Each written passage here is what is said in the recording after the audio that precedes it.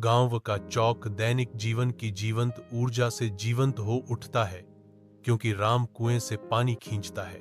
गांव की महिलाएं कहानियां और हौसी साझा करती हैं। उनकी आवाजें हवा में गूंजती हैं।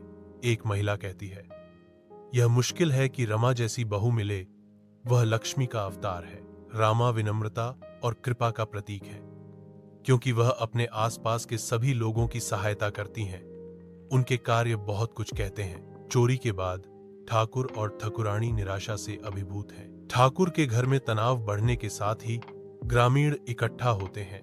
उनके चेहरे चिंता और संदेह से भरे होते हैं। ठाकुर की आवाज गूंजती है, जिसने भी यह किया है मैं उसे नहीं बख्शूंगा।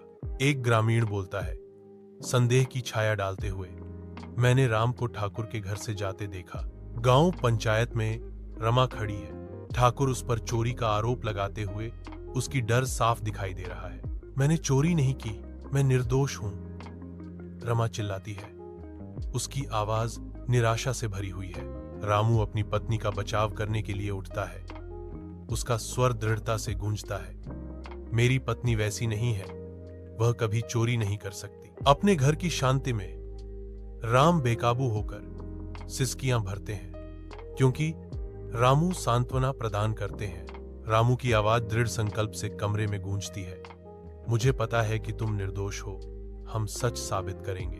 पंचायत फिर से शुरू होती है।